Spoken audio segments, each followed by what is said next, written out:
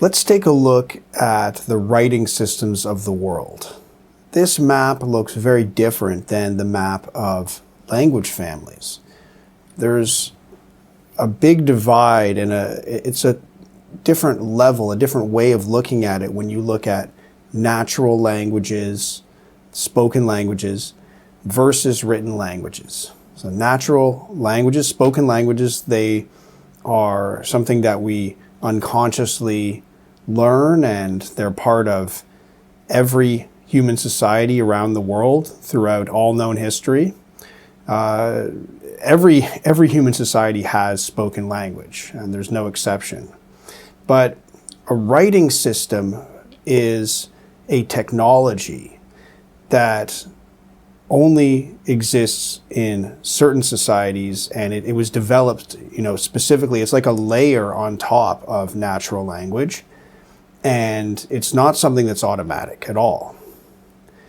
When we look at language families for natural languages, we see, there are some major language families, mainly from language groups where those speakers spread out over a large area, conquered a lot of territory, and so their languages were spread out. But then we also find many languages where they don't have any known connection with anything else. So there's all these language isolates and small language families, and we can't really connect everything into like one tree of like where all the spoken languages came from. They just go deep into the unknown past, and the origins of human languages, natural languages, are obscured. We just don't know. We can't trace everything back. But it's different with writing systems. Let's take a look at this very nice map that was put together, and I linked to it in the description. And we see a world map in which some of the major writing systems are shown. And you can see it's a much smaller number than we have with language families.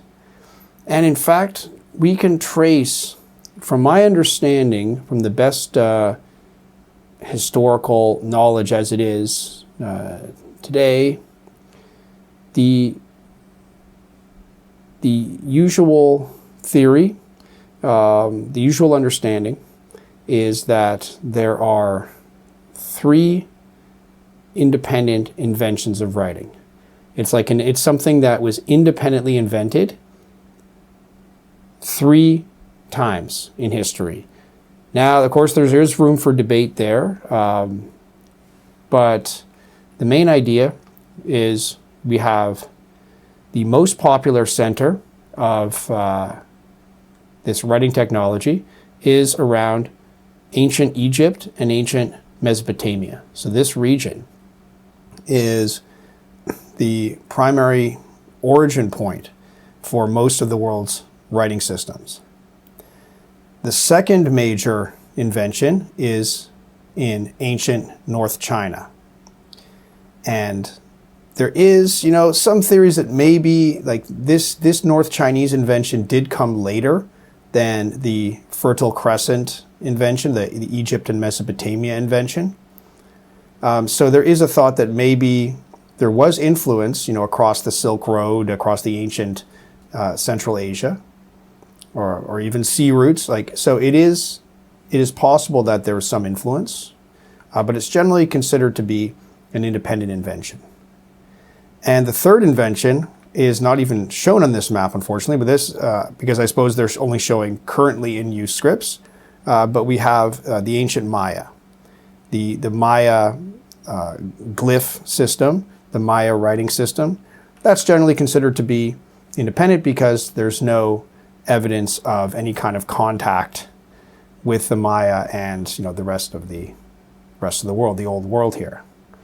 So those are the 3 origin points in which this new technology was invented. See, it's like totally unlike natural languages where everywhere these languages are, they were there as far as any history can trace back.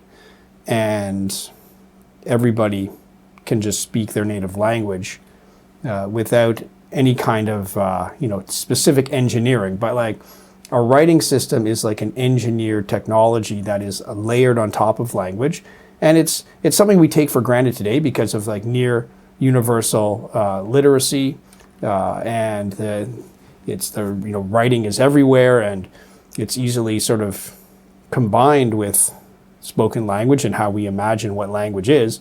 But it's a very specific thing that if you imagine what it was like before there were any writing systems, I mean, it's not obvious that writing is something that you would ever even do. And I can see why it would feel like there's something magical about the technology of writing. It really is an amazing technology.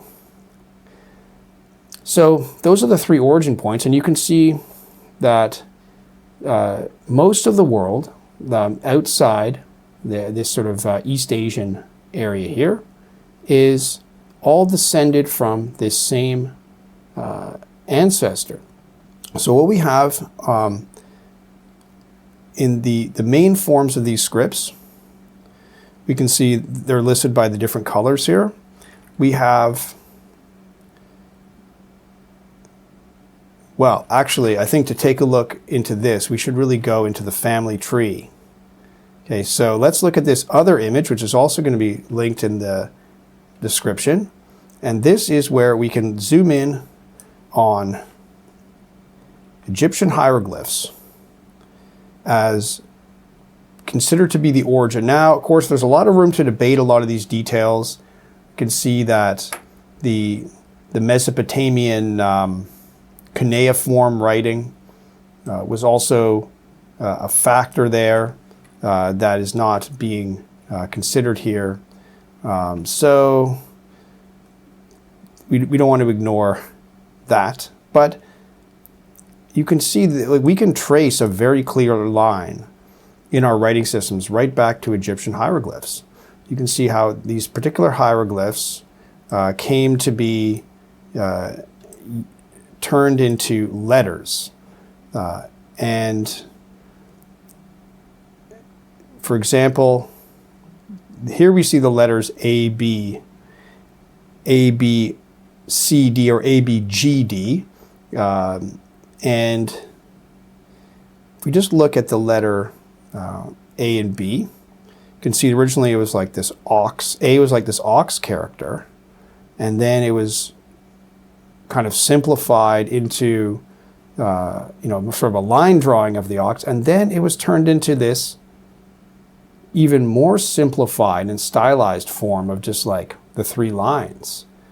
And then when it was brought into Greek, it was turned on its side. And so, yeah, I find it amazing just to think that like the letter A, those lines at the bottom of the letter A, those are the horns of the ox, right? And they just got like tilted. And another amazing thing is for the letter B, you can see it's this little floor plan of a house. And it gets stylized here and then turned into this, and then Greek turned it into this letter beta. And of course, that's where the word alphabet comes from, alpha, beta. Right, so through these, so we go from Egyptian through into these Semitic scripts, which in the orange here, and you can see that this is also where we get Hebrew and Arabic.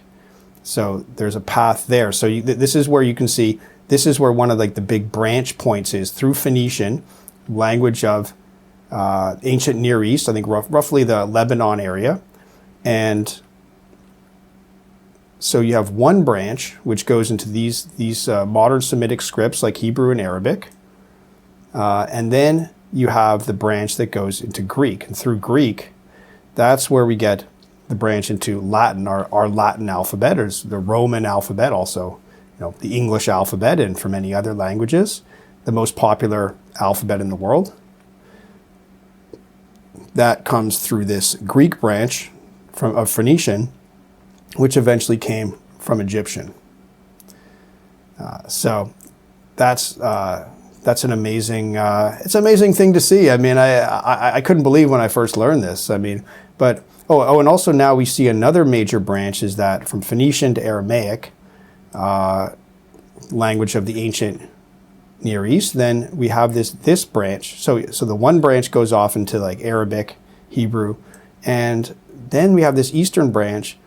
This goes into ancient Indian writing, Brahmi script, and this is the world of this green area now, is the world of Indic scripts, or scripts from India and the Indian related world. So that whole tree of languages, of writing systems.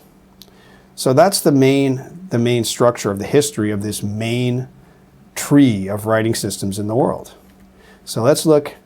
Yeah, let's zoom in again here. So here we can see in the light green is the Arabic and Arabic adjacent writing systems. So you can see this has spread through this whole branch here from North Africa, Middle East, and through into Central Asia.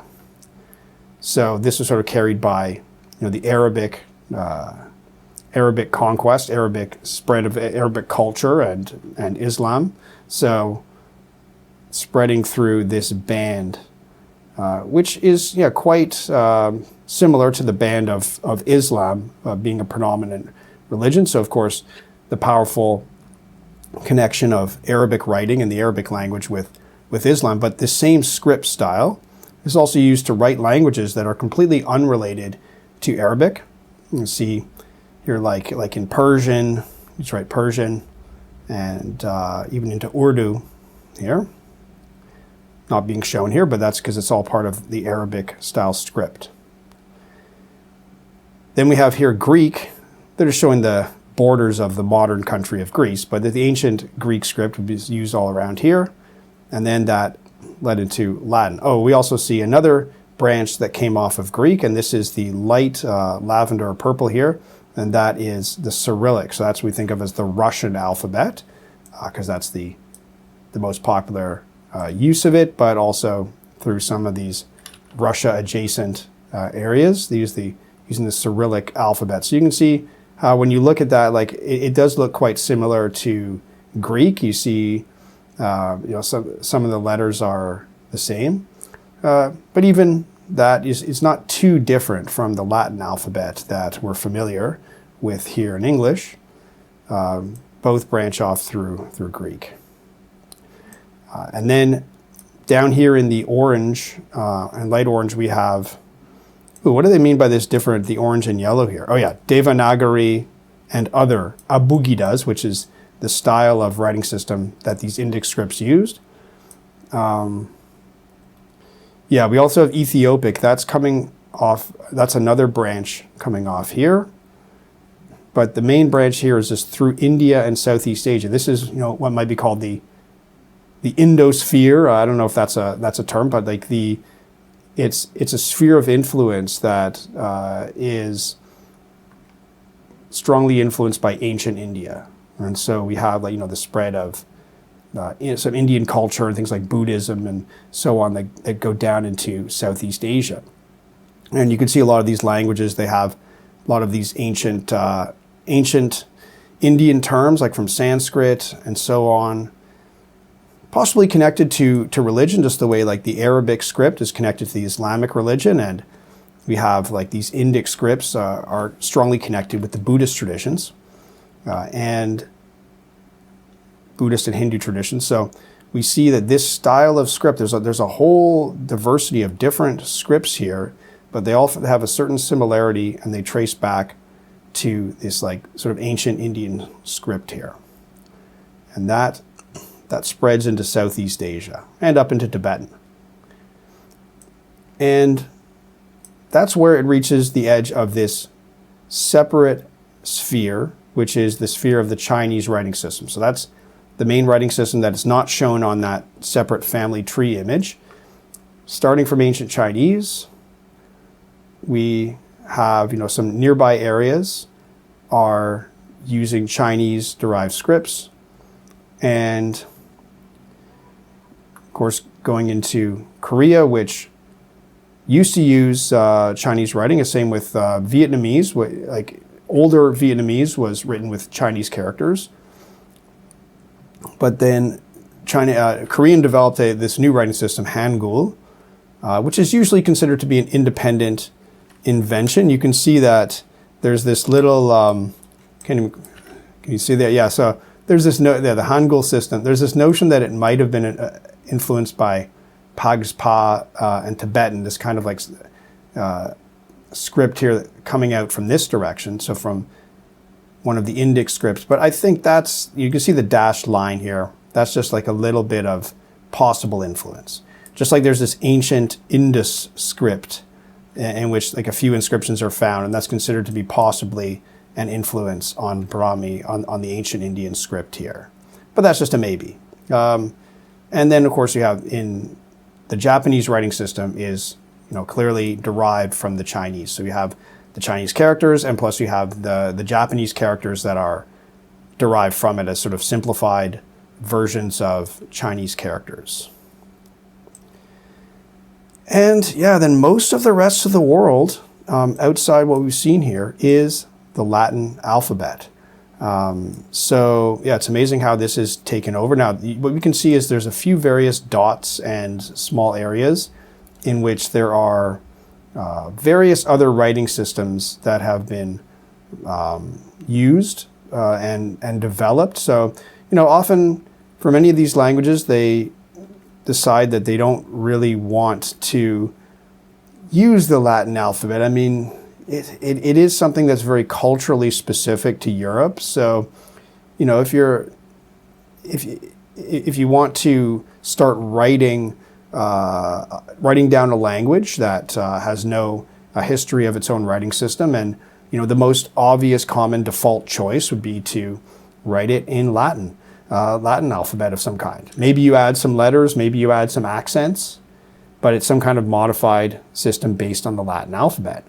But that just has like such a European flavor to it when you bring in the Latin alphabet. It has that whole history of the Roman alphabet. So there have been attempts to, and not just attempts, but actually there have been like other systems created. Like you can see like the Cree and Inuktitut systems in Canada, where they develop, and these are modern inventions of new writing systems that were created to handle these languages specifically.